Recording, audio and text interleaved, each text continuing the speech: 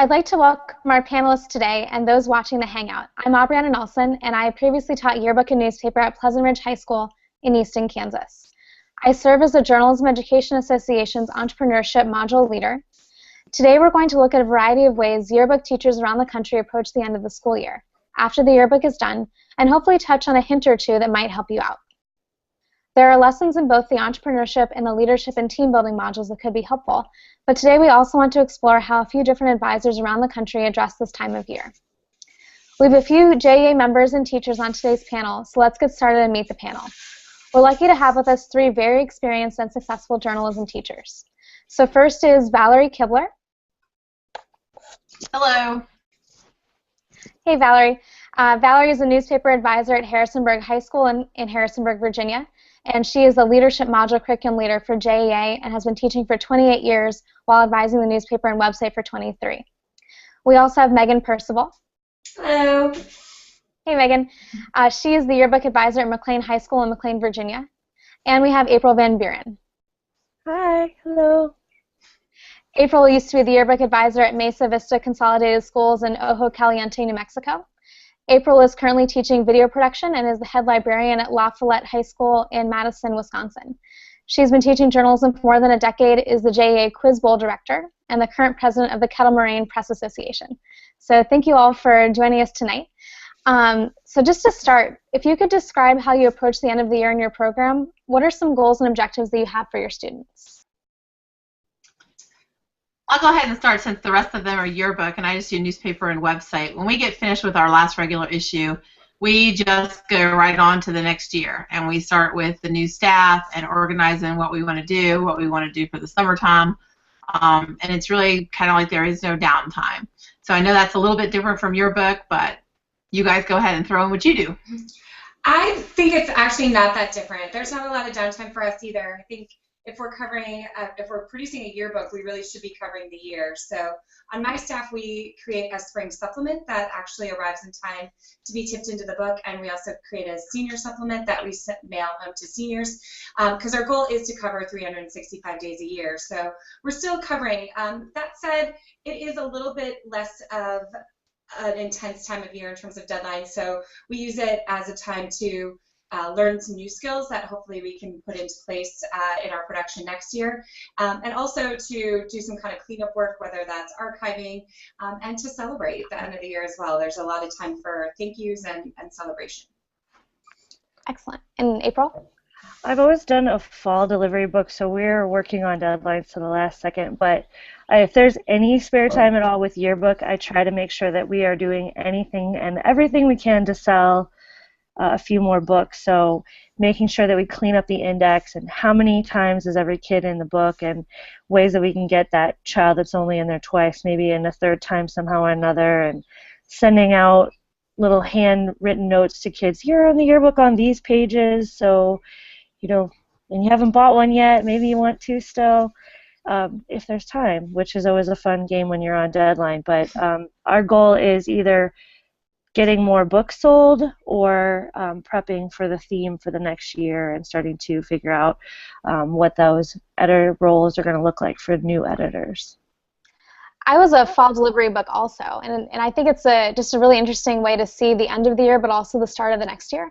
Particularly because you do want to sell those last books, and you do want to be checking all those different aspects, but you also have to start training the next year's staff. And so it's always just a really interesting way to finish the year when you're really working on two books at the same time. And I think that's probably true for you too, Meghan.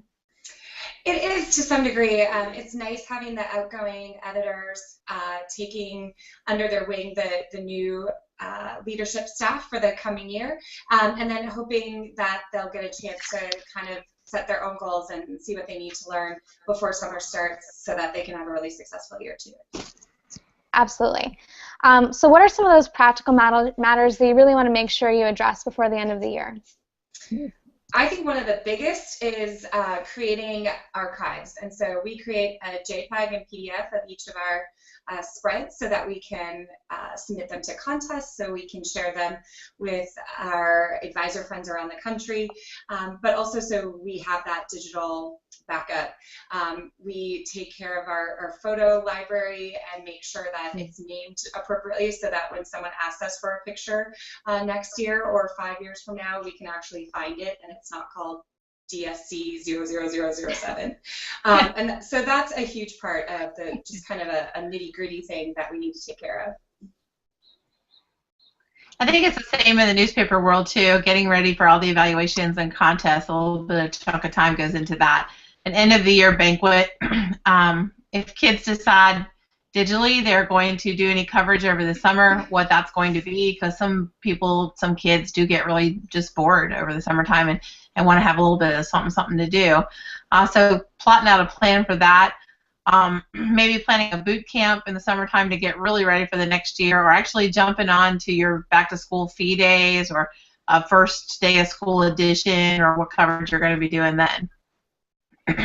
And I know when I advised newspaper, which I did for about a decade, it was really important that the kids put together a portfolio. So kind of what you had said about cleaning up files and making sure there's PDFs and JPEGs of everything, but also each individual student, did they have all the clips for their work? And back before we were as good with PDFs, did they have a cutout of each one of their articles?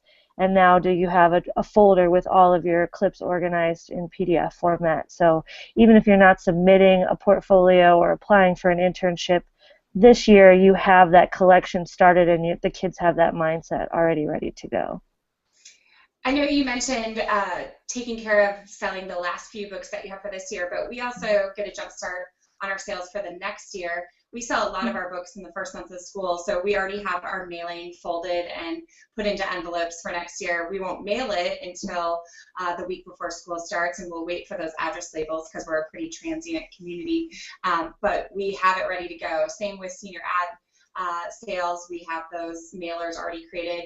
You know, we have the staff now and the staff time to create those, and we don't really have it in September when we're trying to finalize theme and design and get going. So it's nice to have those boxed up and ready to go when we get back. We do the same thing for senior portraits. A lot of our seniors will take their portrait before school starts, and so we get an information letter out to those rising seniors now so they know our specifications and how to submit it, and any little tips and tricks that they need to so that they submit the correct image to us for their senior portrait. Yeah.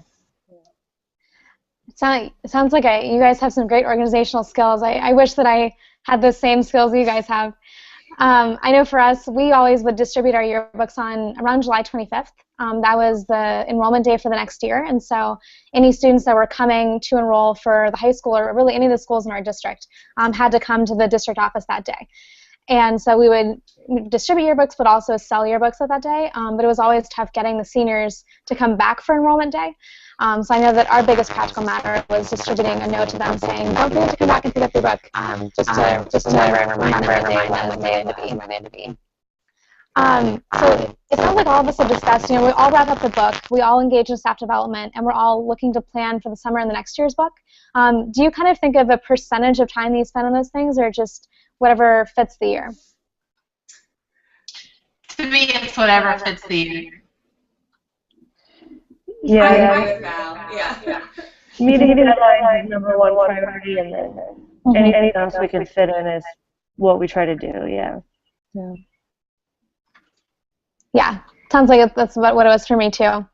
You guys have mentioned portfolios. So what other types of lessons and class activities have you used for staff development? One of mine is pretty informal, but I have all my students, including graduating seniors, do a show and tell lesson. Photographers pick one cool thing that they want to learn about lighting, and designers pick a cool inspiration piece and figure out how to make it on InDesign. And we keep them to under 5 minutes, and so they have to go learn something new, and in a really quick show and tell kind of model, they have to teach it to the rest of us.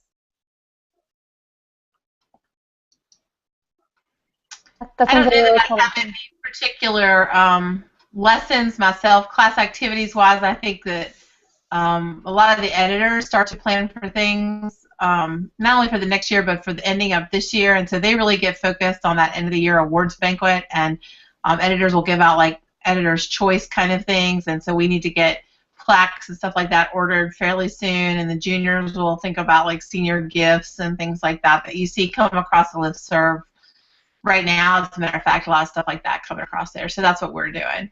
Yeah. With my student portfolio, I would also have them turn in a student resume, and I think one of my favorite pieces was a short reflection paper, about a page long, and it is usually pretty touchy-feely, and is whatever they wrote they got a good grade for, but it was nice to hear their own analysis of what they thought they improved on and what they struggled with and what they thought they got out of the year with going through each deadline and how they progressed. And it was nice to be able to read through those and reflect on, you know, oh yeah, you did actually get better at meeting your deadlines or understanding rule of thirds or whatever the case may be. So having them put it in their own words was really a nice piece of the portfolio process. I was end of the year with portfolios also, and I had my students write a letter to me for how I could be a better advisor, a letter to next year's staff, and then also doing kind of electronic portfolio of their clips, because we had a lot of things online. Even with our yearbook kids, they would screenshot their best work. So that was always a really fun project to see, kind of along the same lines.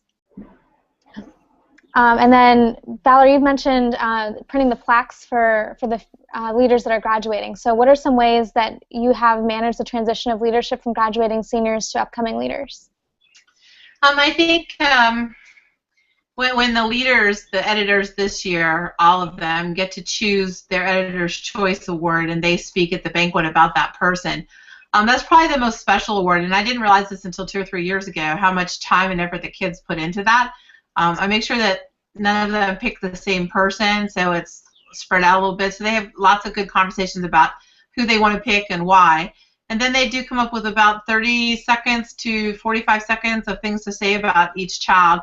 And again, that's the most meaningful thing to those children and to their parents when they get to hear that kind of thing.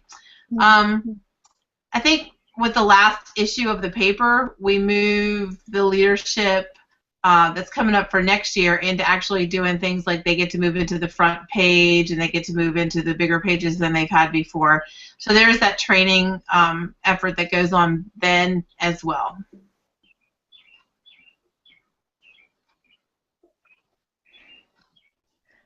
I know with my students who were essentially going into quill and scroll, they had to write sort of an editor's manual for the next person. So even if somebody handed them a manual when they stepped into the job, it's their job to take what they got, update it, add their own spin on it, and hand that physical manual onto the next, you know, news editor or student life editor or whatever the case may be.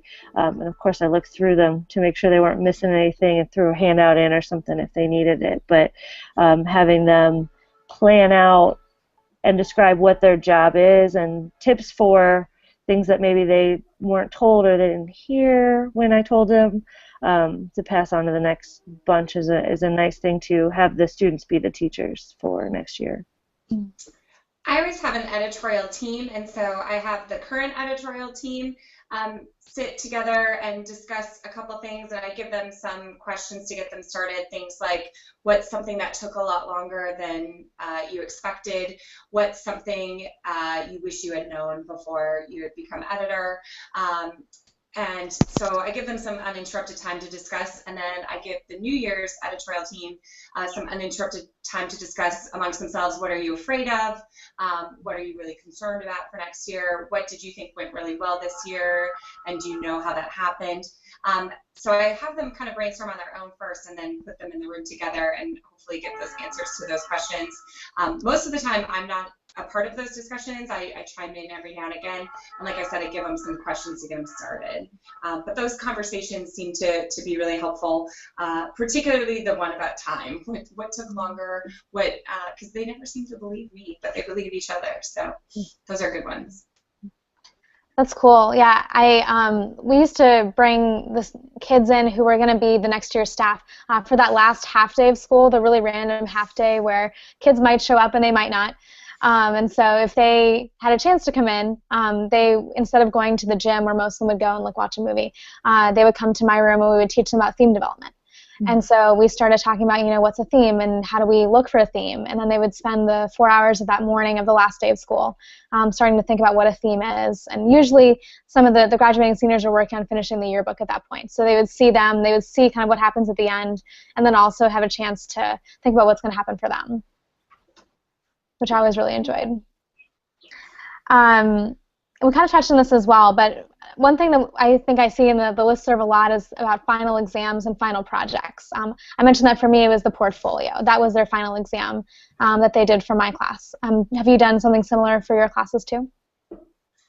I have done a redesign project where each student comes up with standing elements and different looks that they want to do graphically for the newspaper for next year.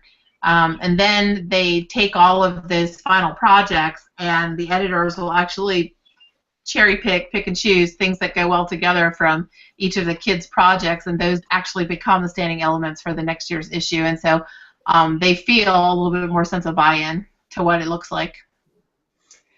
I've been really lucky in recent years that I've been able to trade some books, or sometimes not actual tangible books, but slides, with people around the country, some books that we really respect. And so our final project for the rising editors is to finish the senior supplement, because it includes graduation and prom, so those are last minute things. But for everybody else on staff, they're given a copy of a book or some slides from a book, and they have to evaluate its design, its coverage, its copy or writing, its photography, and I give them kind of a template of things to look for, but also kind of throw them into it and say, what do you love about it? What are some things we should adopt for our own book? What are some things that you find challenging and wish that we would never adopt? But we always have those books in our room, and we flip through them and look at all the amazing water polo pictures from California. This gives them a more structured way to look through those and actually pull out some things that we can use. I've done two sort of variations of that. I've had one that's called like an ideas notebook, where every kid in the whole program, whether it was newspaper or yearbook, had a list of terms that they had to find examples of, whether it was going through lookbooks and taking a screenshot or a picture of, you need 3 examples of a pull quote, and you need 3 examples of a kicker headline, and you need 3 examples of the type of cut line that you really like. And so they make their own version of the lookbooks that we have in the classroom and the newspapers that we trade with other schools. And, like, for example, the yearbooks that you get from other schools are digital files, but they have to come from somewhere. They don't create them themselves. And then the editors, when they are sitting down to figure out what is the style guide going to be in terms of font, and what are the pages going to look like, and the page number, the folio art, they get to look through everything that the kids have picked out on the whole staff to put that together. And then I've also had them do in small groups, like 2 or 3 kids at the most, either a theme development where they have to do a cover, a title page, a divider page, and like 1 content page, and the actual story is fill text, but they're choosing the font, and they're putting a general layout, and they're developing whatever that theme idea is through design features through a couple different spreads, so you can see where they want to go with it. Or if it's for a newspaper redesign, it's a lot similar to what you'd said, where they're picking out the headlines and they're styling the bylines, and they're working on the folios for that, and then they decide sort of as a committee what they want to cherry pick. So it's kind of like what you guys said too. Very cool. We talked about a lot of different ideas, and I know that there's a lot of lessons in the entrepreneurship and leadership modules that could really help teachers implement some of these ideas. Valerie, do you want to share some of those lessons from the leadership and team building module?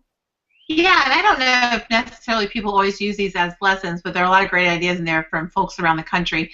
So the ones that I picked out of the leadership module that I think go along well with the end of the year, creating or revising your staff manual and getting ready for the next year. Organizing your staff is always a good time to start that in the spring. discovering your diversity, looking at the diversity of what you're covering in your book or your newspaper, not just the diversity of your school, but the diversity of your coverage, and that's a great lesson that Kelly Furness developed in there. Planning an end-of-the-year staff banquet, planning a staff retreat or boot camp, developing a student PLC for leadership growth where your kids can continue to educate themselves through their readings and their touch with journalism over the summer, and then planning a jCamp of some sort. So those are the primary ones. Excellent, thank you. And I'll put links to those in the description when I post this on YouTube, so people can find those lessons directly once they've logged into the curriculum website. From the entrepreneurship side, I think one of the best lessons that'd be good is called creating an entrepreneurial vision. It's the end of my first unit in the curriculum, but it basically guides students through figuring out what are they doing already and how could they improve it. So they make a concept map and figure out how could they improve whatever they're doing with entrepreneurship. I also have a lesson about creating market research surveys, which I think would be good for helping students write a survey themselves, and then there's a follow-up lesson to teach them how to do the analytics. So there's some basic math skills and how to do statistical analysis. That's all there for you with a PowerPoint and a quiz and those types of things too. I also have lessons for distributing a product. So if you want to plan a distribution day, there's a great PowerPoint that shows examples of how Sarah Nichols' staff does that in California. So you can see some pictures from their distribution event, which are really adorable. Actually, looking at all the kids and their books, and they brought the school mascot in. It's a really good slideshow. And then there's also the final project there is called the Experiential Project, which it depends on which level you're looking at, but it's essentially having students take the ideas of entrepreneurship and reevaluate their program, kind of from top to bottom. What are they doing well, and how can they improve it? So we'll put links to those in as well. As we're wrapping up here, do you all have any other suggestions for new advisors or those who want to do something new? One thing that I implemented only fairly recently was out of necessity, and our distribution day comes very quickly after our ship date, and so my students wanted to pour over their book and celebrate their amazing work, which of course I want them to do, but we didn't really have time for it because we had to sort books and get ready to hand them out. So now we do a yearbook premiere party, and we take those JPEGs that we've made and we create a slideshow of our entire book. I pop popcorn. We have People's Choice Awards. It's one of the ways we figure out what we're going to submit for different contests. But we get to actually pour over all 312 pages of our book and ooh and ah and cheer for each other before the books have even arrived. And so if you are on a tight timeline as well in terms of when your ship date is and when you have to hand them out, that's something I would definitely recommend. You definitely need. We've worked really hard for an entire year on this product, and it's time to celebrate. So that's a really easy way to do that. Yeah.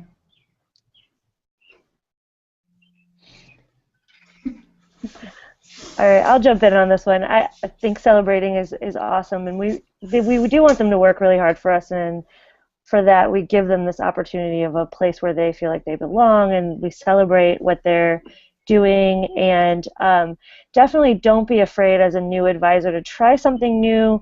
Take it on with a we're just trying something new attitude, and it should be fun. And I also think it fits in really well with the teachable moment. Like, look at your kids and what are their strengths and what are their interests. And even if you only have an extra day here or there, if you can find something that fits your kids, that helps them celebrate themselves and promote what they're learning, that makes a big difference for them. And even if it's just something stupid like trying to do a viral video and it doesn't work and you don't want to share with anybody else, they had that memorable moment. And maybe it's something you can use to promote your yearbook sales or promote kids signing up for yearbook for next year. Look at how much fun we have in this program.